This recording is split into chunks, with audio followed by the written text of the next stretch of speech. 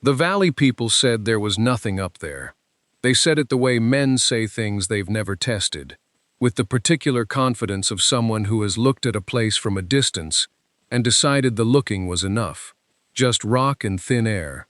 Nothing up there worth the climb. We heard it 3 times in 2 days, from 3 different mouths, and by the 3rd time my brother had stopped answering. He just looked at the mesa, the way he looked at most things that people told him weren't worth his attention. That was how I knew we were going up. I am writing this now as a man considerably older than the boy who stood in that valley in the first week of October, 1873, with wind off the San Juans, already finding the gaps in his coat. But some mornings, the cold ones, the ones where the light comes in low and copper-colored, I am 17 years old again, standing at the edge of Caldero with my brother beside me, both of us looking up at a flat-topped ridge that the whole settlement had agreed to ignore. The settlement itself was not much to speak of. Caldero sat at roughly 9,400 feet, which meant it breathed like a man who'd been running since he woke up. 140 souls, most of them there for the silver that the mountains had been promising and only occasionally delivering. 1 general store with warped floorboards. A livery that smelled of wet hay and old manure. 2 saloons, which is always the sign of a place that's either coming or going, and in Caldero's case, I suspected going. We had arrived on a Wednesday, the first day of October, having walked down from Ore over 4 days, 34 miles of switchback and loose shale, with $1.15 in coin between us, and enough hardtack and salt pork to last another 6 days if we were careful. My brother carried the rifle. I carried the axe. We split everything else down the middle and didn't discuss it, because that was how we'd always done things, and neither of us could remember deciding to. The Mesa was called Harrow Flat by the locals, which is the kind of name a place gets when nobody has bothered to find out what it actually is. From the valley floor, it looked like the top of something enormous that had been sawed off level and left. Its eastern face dropped sheer, 3, maybe 400 feet of pale rock, and in the late afternoon, the shadow it threw fell across the eastern quarter of Caldero, like a hand placed flat on a table. I had been watching it since we arrived. There was something about the geometry of it, too regular, too deliberate, that sat in the back of my mind, the way a half-remembered name sits on the tip of the tongue. I couldn't yet say what it was. Caldero had 1 street wide enough to call a street, and everything else was an afterthought nailed to its sides. A dry goods counter, a blacksmith who doubled as a dentist, 2 saloons that faced each other across 12 feet of mud, like men who'd stopped speaking. We'd been in enough camps like it to know how they worked. The hierarchy of who'd been there longest. The particular wariness reserved for men traveling without a clear purpose. We weren't miners. We weren't freighters. We had no letter of introduction and no obvious trade. That made us something to watch. The woman at the dry goods counter was named Mrs. Holt. She was somewhere past 60, with a manner that suggested she had already decided what you were before you opened your mouth, and was simply waiting for you to confirm it. She sold us a 1/4 pound of coffee and 2 boxes of lucifer matches, and when I asked her about the Mesa, she set both items on the counter and looked at me the way you look at someone who has just said something slightly embarrassing. "Harrow Flat," she said. "Just rock and thin air. Nothing up there worth the climb." She said it precisely the way people say things they have said many times before, not as opinion but as fact, of the kind that has stopped being examined. I thanked her and didn't press it. But outside, I stood in the street and looked up at it again. The thing that had been bothering me, I finally understood. The eastern face wasn't entirely sheer. There was a line, faint, diagonal, breaking the cliff face in a long traverse from left to right before disappearing behind a shoulder of rock. It was the right angle for a cut trail, not made by water or frost but by men, graded at a consistent slope to allow for footing. I had seen enough game trails and mining paths in 2 years on the high country to know the difference in how they met the mountain. Water cuts straight down, game cuts the gentlest grade, men cut the most deliberate. Someone had put a trail up that face. Someone had meant to go there and come back down.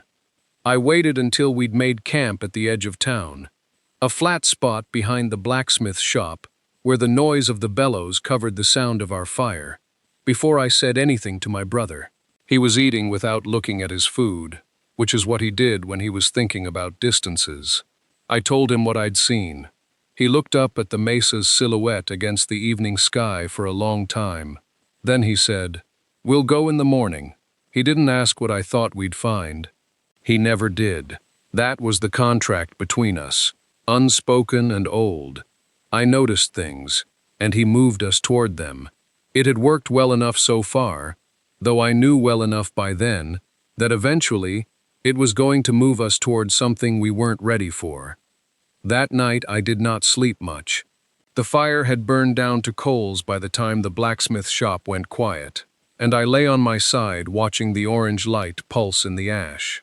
There is a particular kind of wakefulness that is not worry. It is closer to readiness, the body deciding something the mind hasn't caught up to yet. I'd felt it before a bad river crossing, and once before a confrontation with a man on the Ore road who'd had his hand inside his coat in a way that meant something. I felt it now, looking at the underside of our canvas tarp and listening to my brother's breathing go slow and even across the fire from me. He could always sleep. That was one of the profound differences between us. I got up before first light and walked to the edge of the settlement to look at the mesa in the dark. The stars above it were thick and cold, and the flat top of it made a clean black line across them, a geometry that felt deliberate, almost architectural, like a table built for something enormous.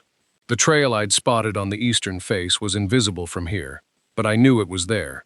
Once you've seen a thing, you cannot unsee it, and that is either a blessing or a curse depending on what you found. We ate cold before sunrise. He didn't speak, just handed me the hardtack and broke off his own piece and chewed it standing up, already with his eyes on the mesa. I rolled the blankets and lashed the tarp, and we moved out of town while it was still gray, before the cook fires started, and anyone had reason to notice which direction we'd gone. The valley floor at that hour was wet with frost. The grass crackled under our boots, and our breath came out in short white clouds, and I could feel my fingers stiffening around the strap of my pack. It took us the better part of an hour just to cross the valley, the mesa growing taller the closer we got, losing the clean flat geometry and becoming something more complicated. Limestone shelves, long dark seams in the rock, the scrub juniper clinging to any horizontal inch it could find. The trailhead, when we reached it, was almost buried. Not collapsed, not washed out. Buried, deliberately, almost.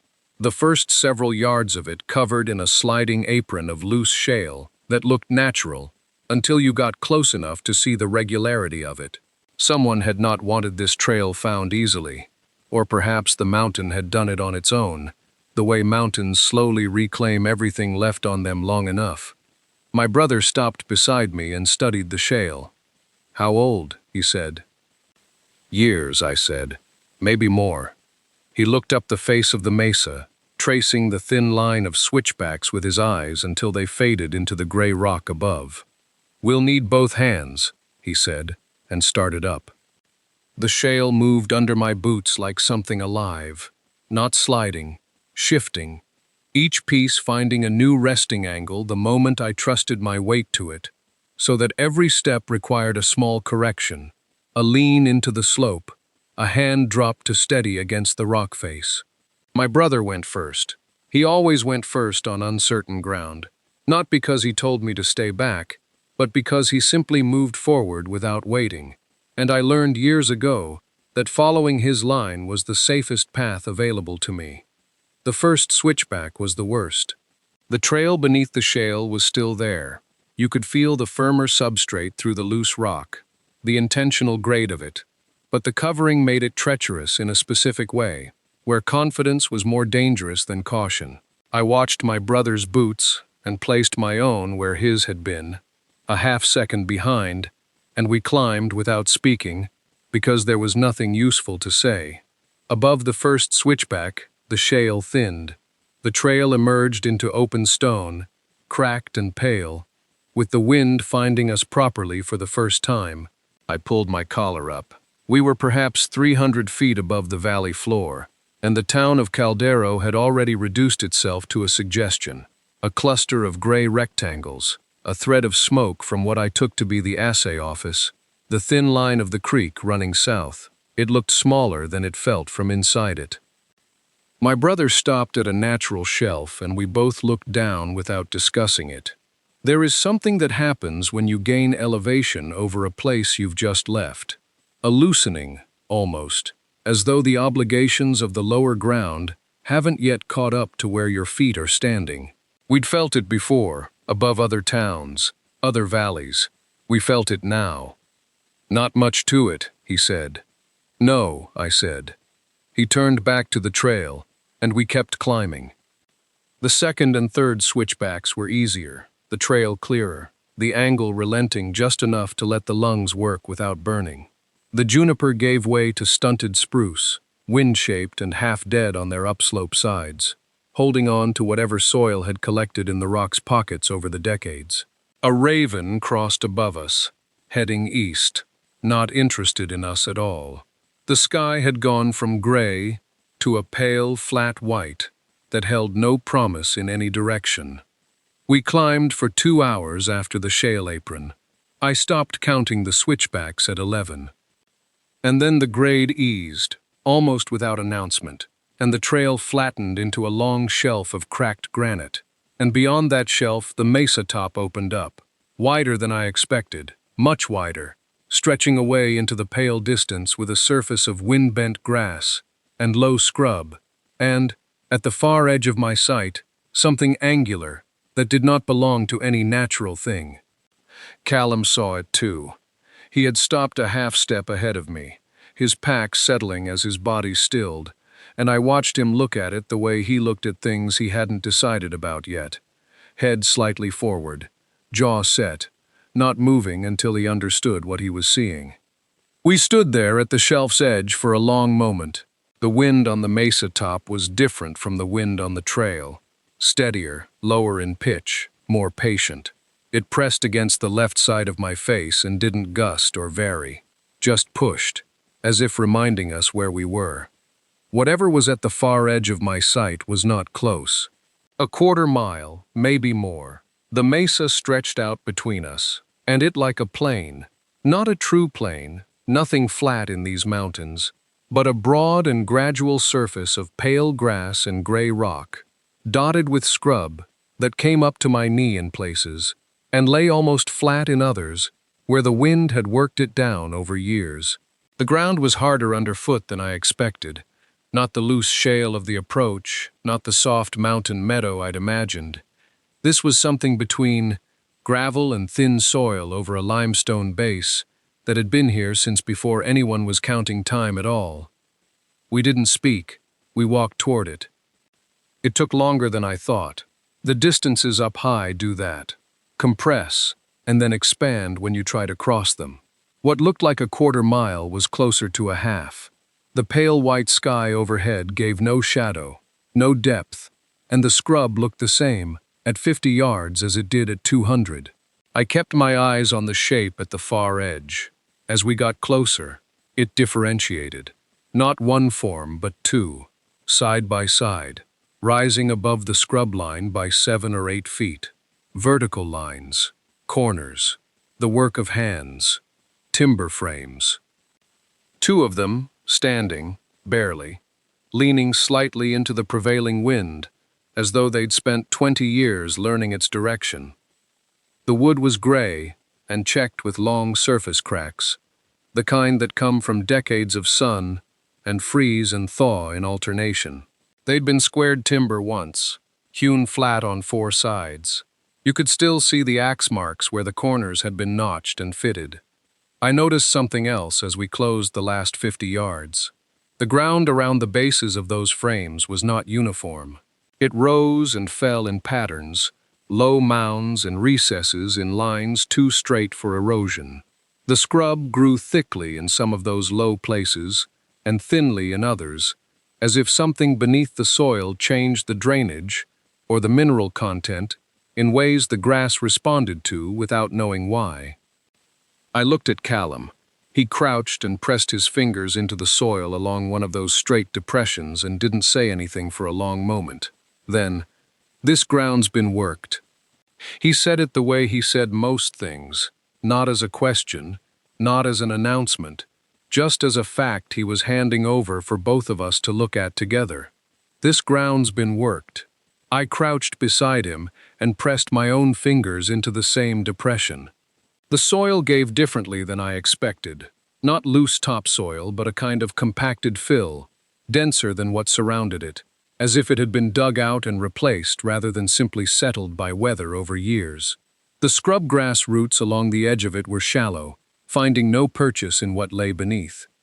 My brother stood and walked the line of that depression for about 12 feet, then turned at a right angle and walked another 15. He stopped, turned and looked back at me. "Foundation," he said. Not a guess, a conclusion. He had looked at enough collapsed homesteads and caved-in trading posts in the past 3 years to know how soil behaves over buried stonework after a long time, how the frost heaves it in the cold months and the summer weight of soil presses it back down, how that cycling eventually makes the ground above a buried wall speak its shape to anyone patient enough to read it. I followed the line he'd walked. Then I followed the perpendicular. Then I walked what I thought was the opposite wall, and the dimensions began to arrive in my mind like a slow sum. 30 feet across, maybe more. The low walls of a foundation for a structure larger than any cabin either of us had built or slept in. Something meant to stand. We spread out then, without speaking. The way we'd learned to work ground we didn't understand. Circling wider, not disturbing, just reading. There were 2 more of those rectangular depressions within 100 yards of the first, smaller but unmistakable once you'd found the pattern. 3 foundations in total, arranged not at random but in relation to one another, the way structures are arranged when someone with a plan on paper has walked the ground and decided where each thing belongs. And the 2 standing timber frames rose from the edges of the largest of them, the vertical posts, still plumb within a degree or two, despite everything the decades had done. I put my hand on the nearer post. The wood was cold and dense and harder than I expected. The altitude and the dry winters had preserved it better than the same timber would have lasted in the valley. I was about to say something to my brother. I don't remember now what it was going to be. When I looked down at the base of the post, where the grain ran vertical and the surface had been protected slightly from the worst of the weather by the overhang of the beam above it. Someone had carved into the wood there, deeply, with care. The letters pressed half an inch into the timber, cut by someone who meant them to last. R. Voss, 1853. I did not move for a long time. The letters were cut clean and deep, the kind of work a man does when he wants something to outlast him. Not a name scratched in boredom or impulse, but a deliberate act, the blade drawn through the grain slowly, the corners of each letter squared. Someone had cared about this. Someone had wanted to be remembered here, specifically here, at the base of this post on this mesa, at this elevation, in this mountain range. 20 years before 2 boys from Pueblo would climb a half-buried switchback trail and find what he left. I knew our father's hand from the letters he sometimes wrote and never sent, the ones our mother kept folded in a blue envelope in the drawer of the writing desk she'd carried west from Ohio on a wagon that took 11 weeks to reach Colorado. I had seen his handwriting. But I could not read handwriting into timber. I could only read the name, and the name was ours. I called for my brother. My voice came out quieter than I intended. He came around the corner of the second foundation, the one lower on the slope, and he saw my face before he saw the post. He crossed the distance between us without saying anything, and stood beside me and read the letters, and then read them again. I watched him work through it the same way I had. The disbelief first, then the arithmetic of the year, then the slow recognition settling into something heavier than surprise. He reached out and put 2 fingers against the carved R, the way you might touch something you're not sure is real. Neither of us spoke for what felt like several minutes. The wind came across the mesa in a long, low curve and moved through the dry grass and kept going west toward the canyon country and left us standing there. Finally, my brother said, he was 19. He meant our father. In 1853, Robert Voss would have been 19 years old, the same age my brother was standing at that post in the autumn of 1873, 2 decades later, his fingers tracing letters that had waited in the timber through 20 winters for someone with the right name to find them. I thought about what it means to leave a mark you don't know will be found, whether you leave it hoping or leaving it as a form of hope even when hoping feels foolish. Our father had walked this ground young and alone, and had pressed a name into a timber post at 11,000 feet, and then come down and built a life, and had 2 sons he intended to bring back here when they were old enough. He never made it back, but we had. We were standing in the exact place he had stood, in the same season, looking at the proof of it cut into wood that had held for 20 years in the cold and the silence. And we hadn't even found the journal yet. The cairn was my brother's find. He had moved away from the post while I was still standing there with my hand on the wood, still working through what it meant that our father had been 17 feet from where I was breathing, 20 years before I was born. My brother walked the perimeter of what we were beginning to understand had been a planned space, not just a trail junction, not just a waypoint, but the skeleton of something intended. He counted his steps, and then counted them again. Then he stopped at a low mound of flat stones, near what would have been the center of the clearing, if you drew lines between the standing frames and the foundation outlines we hadn't yet fully identified. He didn't call out to me, he just crouched. That was how he did things. He found, and then he thought, before he spoke. I had learned years ago that when my brother went quiet and still, it meant something worth waiting for. I crossed the clearing and stood beside him and looked at what he was looking at. The stones were not random. They were too uniform, too deliberately placed, flat shale stacked in courses, roughly 18 inches across, sealed along the top edges with what had been mortar and was now something between mortar and earth. Wind-smoothed, lichen-covered on the north face, but the arrangement was unmistakable once you were close enough to see the straight edges beneath the weathering. Someone had built this. Someone had buried something and then built over it to keep it. My brother looked up at me and I looked at him, and neither of us said anything. He pulled a flat stone from the top course, then another. They came up cleanly. Whoever had set them dry, except for the sealing layer, which meant they could be removed without breaking. He passed them back to me one at a time, and I stacked them in order without being asked, keeping the layers intact, keeping the possibility of putting them back exactly as they had been. I don't know why that felt important. It just did. 6 courses down, the rocks gave way to something that caught the light differently. A tin box, rectangular. The lid soldered around its seam with lead, so that neither moisture nor the 40-degree temperature swings of an October Mesa top could work their way inside over 20 years. Someone had wanted what was in this box to last. Someone had known they might not be coming back themselves, and had decided that the contents deserved to outlast their own return. My brother wiped the lid with the side of his hand. There was no label, no initials stamped into the metal, nothing to tell us what it was. He set it on the stone beside him and didn't open it yet. He looked at me first, the way he always did before the things that couldn't be undone. The look lasted only a moment. Then he nodded once, to himself more than to me, and worked the lid free.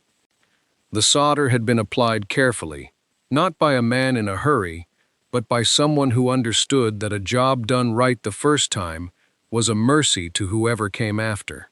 It took my brother about 2 minutes to work the seam with his knife, turning the box slowly, applying steady pressure rather than force. The seal broke along the south edge last, releasing a smell I can only describe as the inside of another era. Dry leather, linseed oil, the faint carbon ghost of old pencil lead. Inside was a journal, leather-bound, roughly 7 inches tall and 4 across, wrapped once in oilskin and tied with a length of waxed cord. There was nothing else in the box, just the journal, packed in as though whoever sealed it believed the journal was the only thing worth sealing. My brother lifted it out and held it the way you hold something that has traveled a long distance to reach you, with both hands, without rushing. He untied the cord and let the oilskin fall back. The leather cover was dark brown, almost black, stained by years of handling. No title, no name on the front. He opened to the first page. The handwriting was small and careful, ruling itself without ruled lines, the hand of someone who had been taught to write properly and took the lesson seriously. The ink had faded to a pale brown, but every letter was legible. At the top of the first page, 2 things, a date and a name, April 3rd, 1853, and below it, Robert Voss. I remember that my mouth was open. I remember the cold coming through my coat. I remember that my brother did not move, did not breathe differently, did not make a sound, only stared at those 11 letters and that date for long enough that the shadows on the rock shifted slightly, and I knew time was still passing, even though it felt as if it had stopped entirely. He looked up at me. I don't know what my face was doing. I know I couldn't speak. He looked back down at the journal. He turned to the second page, slowly, and then the third.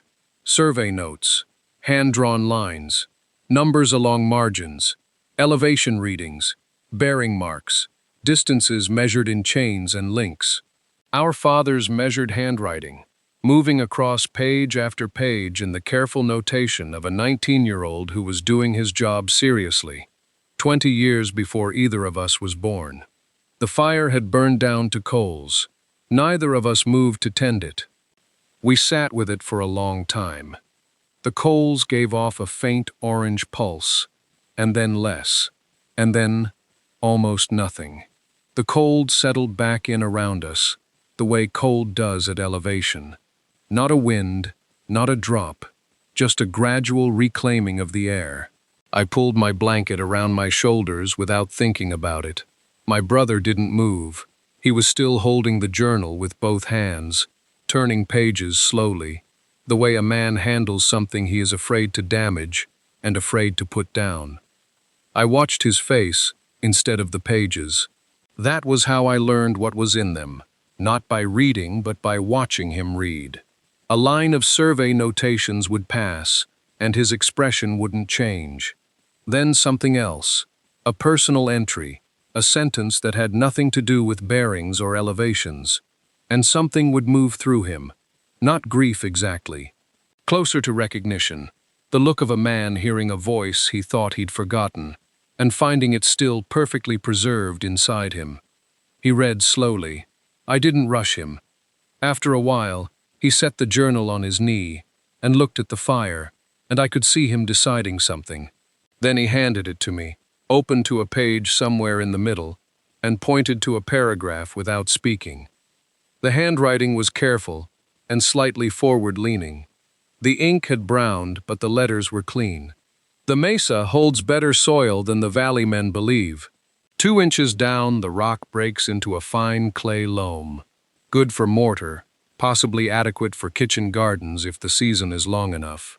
Harmon disagrees. He thinks this is a fool's elevation for a town. I think he has never considered what a man might choose if given the choice of living high and clear above everything below. I read it twice. Then I looked up at my brother. He was watching me. There was nothing to say that wouldn't have made it smaller, so I said nothing, and he nodded slightly, as if I'd answered something. I turned back a few pages to where the personal entries began, sparse at first, tucked between survey data, then longer as autumn came on and the work slowed. A man 19 years old, writing by firelight at 11,000 feet, trying to set something down before the season closed, and he had to descend. Not for anyone, just to have said it. I thought about my own journal in my coat pocket. The same habit, carried forward without knowing where it came from. My brother rebuilt the fire from the coals, adding the last of the dry branches we'd gathered, and the light came back up warm and close, and I kept reading. The entries in the middle section were not what I expected from a surveyor's field journal. I had imagined dry notation, the kind of record a man keeps because he is paid to, not because he means it. But my father had apparently been 19 and cold and far from anything familiar, and something about that combination had made him honest on the page. He wrote about the other men in the party, 4 of them, hired out of Denver, skeptical of the elevation and counting the days until they could descend. He wrote about how the work felt different up here, how you could see so far in every direction that the scale of things changed, how a mile looked like nothing, and a single loose stone sounded like the whole mountain shifting. He wrote about being hungry, more than he mentioned in the margins he'd left for such things. He wrote, once, about missing his own father, a man whose name I did not recognize, a man who would have been my grandfather, gone before I was born, a complete stranger to me assembled now from a single sentence in a journal, found under a cairn of flat stones at 11,000 feet. The fire had settled into a steady burn by then. My brother sat with his knees up, watching the flame rather than me, giving me the silence to read without the weight of being watched. That was something he had always known how to do, how to be present without pressing. I had never had words for it before. I found I still didn't. I turned to the final entry.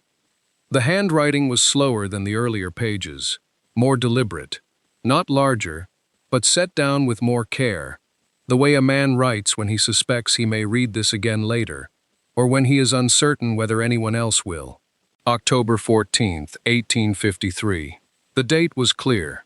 The entry filled 3/4 of the page, then stopped mid-line, as if he had heard something outside the tent, and set the pen down, and that was simply where it ended. I did not read it aloud yet. I read it through myself first, quietly, while the fire moved and my brother kept his eyes elsewhere like he understood without being told. Outside the tarp, the wind had come back down from the high ridge, the thin, cold kind that doesn't gust. It just presses, steady and patient. Inside, the light held. And my brother eventually turned his head and looked at me, not to hurry me, only to check. I folded the journal open to that final page and held it toward the fire, so the light fell evenly across the words. I looked at him. He moved closer. I read it aloud. Our father's voice was not what I expected. Not formal, not surveyor's language. The same hand that had measured elevations and drawn property lines across the upper pages had put down something else entirely on that final page. Something quieter, meant for no one in the party, or perhaps meant for someone who didn't exist yet. He described the view from the eastern edge, the way the valley floor sat below, as if pressed into the earth by something heavy and patient. The creek down there, catching the afternoon light like a seam of silver stitched into dark fabric. The far ridgeline going purple as the sun dropped.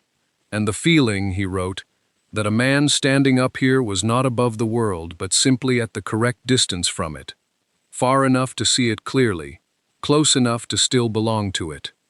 Then he wrote about the town they had planned, the foundations they had laid. He did not write about the syndicate or the investors or the legal framework of the claim. He wrote only that he hoped it would become a place where people could live well, and that the elevation would suit a man who found the lower valleys too crowded and too loud. The last lines were these. I am reading them from memory now, because I have carried them for long enough that they live there. I will bring my sons to this place when they are old enough to walk it with me. I want them to see what a man can mark on a country and know that the country keeps it. I want them to understand that the ground remembers. I stopped. My brother was very still beside me. Neither of us spoke for a while. Outside, the wind pressed against the tarp. The fire moved. He said, finally, that he supposed the ground did remember. I said I supposed it did. We stayed 2 more days on that mesa. We cleared the foundation. We reset the iron stake. We carved our names into the timber post below Arvos 1853, and when I pressed the blade of my axe into the wood and cut the letters, my hands did not shake. We did not sell the claim. We left it as we found it, marked, witnessed, and ours, in the only way that mattered. If you have someone beside you who knows without being told when to stay quiet and when to move closer, that is the only wealth the mountains can't take from you. We are the Drifter Brothers. If this story carried something for you, leave it in the comments. Subscribe, and we'll see you on the next trail.